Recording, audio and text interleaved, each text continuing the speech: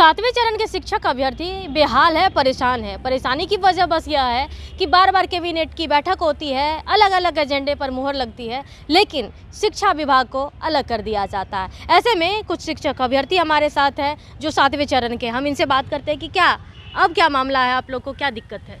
दिक्कत पूरे बिहार को समस्या है। रोज 5 दिन पर कैबिनेट की बैठक होती है और कैबिनेट के बैठक में नतीजा क्या आता है? शिक्षा पर एक भी चर्चा नहीं, एक भी फाइनल डिसीजन नहीं होता है।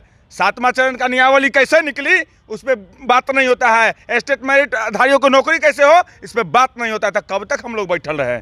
शिक्षा बचाओ पदयात्रा लेके आए, हम लोग चल के आए पैदल 160 किलोमीटर। अब फिर भी ये लोग नहीं मान रहे हैं। महामहिम भी बोले हैं सरकार को, फिर भी नहीं मान रहे हैं। तो हम लोग 31 मार्च से STT मेरिट के आंदोलन के लिए हम लोग बैठ गए हैं गर्दनी बाग में। हाँ, सड़क से सदन तक घेरेंगे।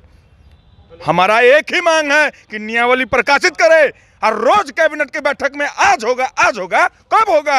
31 मार्च को हम लोग आंदोलन पर बैठ रहे हैं। अगर उससे पहले कैबिनेट में आप पास कर देते तो हम आंदोलन वापस ले लेंगे, और नहीं तो हम लोग आंदोलन पर रहेंगे। आप लोग कह रहे हैं कि आंदोलन करेंगे। शिक्षा मंत्री से जब हम लोग सवाल करते हैं कि अभ्यर्थी प्रोटेस्ट कर रहे हैं तो वो कहते हैं उनका प्रोटेस्ट व्यर्थ है। अब इसको कैसे देखें? नहीं, व्यर्थ उनका विचार है। वो कभी भी सकारात्मक बात नहीं करते। पूरे बिहार में शिक्षा तो समाप्त हो गया 100%। कहीं विद्यालयों में शिक्षक नहीं है, प्रयोगशाला नहीं है, प्रयोगशाला सहायक नहीं है, हेडमास्टर नहीं है, लाइब्रेरी नहीं है, लाइब्रेरियन नहीं है, कहीं पर भी कंप्यूटर नहीं, कंप्यूटर शिक्षक नहीं है। तो व्यर्थ का तो वो शिक्षा मंत्री हैं, वो हमें क्या व्यर्थ बोलेंगे? 4 साल से हम इंतजार कर रहे हैं, बेवकूफ़ हैं क्या? तो हम लोग बस 31 मार्च से आ रहे हैं पटना, और पूरा STT मेरिट के अभ्यर्थी, और इस बार सभी मेरिट और साथ में नॉट मेरिट के भी जो STT मार्क्स पर गुणवत्तापूर्ण शिक्षा का समर्थन करते हैं, वो सब लोग आ रहे हैं। और बिहार को दुनिया का नंबर 1 शिक्षा का मॉडल बनाएंगे। हम सभी स्कूल में जाना चाहते हैं। हम सभी योग्य अभ्यर्थी परीक्षा पास किए हैं और सड़क पे घूम रहे हैं। सरकार से निवेदन करते हैं कि हमें स्कूल में भेजिए और बिहार का नाम रोशन करने का मौका दीजिए। आप लोग आंदोलन तो करते हैं, इतनी बार आंदोलन किए हैं, अलग अलग तरीका अपनाए, बावजूद इसके आप लोग का आंदोलन व्यर्थ एक तरह से गया।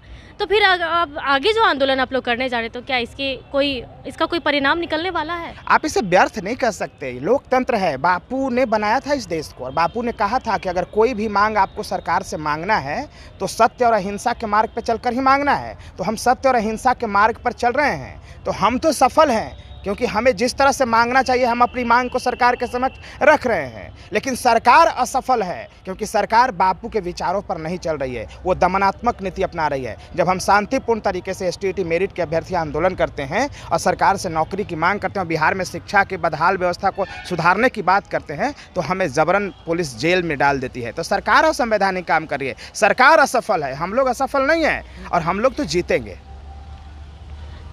जैसे आप लोग मेरिट और नॉन मेरिट है और अलग अलग खेमा में बट गए हैं। अब इस ऐसी स्थिति में क्या लग रहा है कि आप लोग का जो अलग बट जाने की वजह से आंदोलन कमज़ोर पड़ा, जिसका फ़ायदा शिक्षा मंत्री और विभाग उठा रहा है?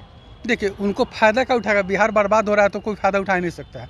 अगर वो मंत्री जी हैं, विभाग है, तो इनका काम है बहाली करना। बहाली नहीं होता तो वो फ़ायदा नहीं उठा रहे, बिहार को बर्बाद कर रहे हैं। दूसरी बात कि बजट सत्र में हम लोग को बहुत ज़्यादा उम्मीद था इस बजट सत्र में कि हम लोग का नियुक्ति नियमावली आएगी और हम लोग जो है कि बहाल होंगे। लेकिन इसमें पैसे की बात, इसमें जो है बजट में शिक्षक बहाली के लिए तो पैसा एलोकेट इन लोगों ने नहीं किया। पैसा बजट में कोई भी वृद्धि नहीं किया गया जिससे कि शिक्षक की बहाली हो। दूसरी बात कि हम लोग लगातार 1 महीना से इंतजार कर रहे हैं कि अब नियमावली दे, वो भी नहीं ये काम कर रहे हैं। ये काम कर क्या रहे हैं? कल ही माननीय तेजस्वी जी को पुत्री रत्न की प्राप्ति हुई है, उनको बहुत शुभकामना है। लेकिन इस बिहार का भविष्य कहाँ जा रहा है, इस पर भी आप थोड़ा ध्यान दीजिए। आप तो बजट सत्र के दौरान आप देखे होंगे कि लगातार हम हर विधायक से, हर मंत्री से सवाल कर रहे हैं कि किसी तरह के से 7वें चरण के अभ्यर्थी की बहाली हो जाए, और आश्वासन लगातार हर विधायक की तरफ से आ रहा है कि सदन में सवाल उठता है, इस पर कार्रवाई हो रही है। देखिए, आश्वासन से मेरा पेट नहीं ना भर जाएगा। आश्वासन से बिहार में कि सरकारी विद्यालय में शिक्षक नहीं ना पहुंच जाएंगे, आश्वासन से नहीं होगा। इसको लगातार तो आश्वासन नहीं दे रहे हैं, और लगातार नीतीश जी 19 आश्वासन नहीं दे रहे हैं। अब इधर जो शिक्षा मंत्री जी बन गए हैं तो ये आश्वासन दे रहे हैं ट्वीट कर। नहीं, कुछ हो नहीं रहा है, बशर्ते आप नियमावली भी नहीं दे रहे हैं। समस्या ये है, आप नियमावली बना रहे हैं कि संविधान बना रहे हैं। संविधान में बनाने में जितना दिन टाइम नहीं लगा था, उससे ज़्यादा लग गया एक 4 पन्ने का नियमावली बनाने में। समस्या ये है। सीधा सीधी बात है, सरकार को चुनावी मुद्दा मिल गया है शिक्षक अभ्यर्थी। तो सरकार से मेरा खुला चैलेंज है कि हम लोग चुनावी मुद्दा नहीं है, हम लोग बिहार निर्माण के लिए बने हैं। शिक्षक अभ्यर्थी जो मेरिट में आए हैं क्वालिटी पूर्ण एजुकेशन के लिए, हम लोग विद्यालय में जाना चाहते हैं। आप चाहते हैं कि आंदोलन करते रहे, तो हम आंदोलन से आपको झुका देंगे, आपका लंका ढा देंगे, लेकिन हम लोग जाएंगे स्कूल में, आप बेहतर शिक्षा देंगे। इसलिए हम लोग 31 मार्च से आंदोलन पे बापू के रास्ते पे बैठ रहे हैं। अब बापू से आशीर्वाद लिए हैं कि बापू हमें शक्ति दीजिए कि दमनकारी सरकार को घुटने टेका दे। शिक्षक अभ्यर्थी जो मेरिट में है स्कूल में जाएंगे, इसलिए 31 मार्च से हम लोग आंदोलन पे बैठ रहे हैं गर्दनी बाग से।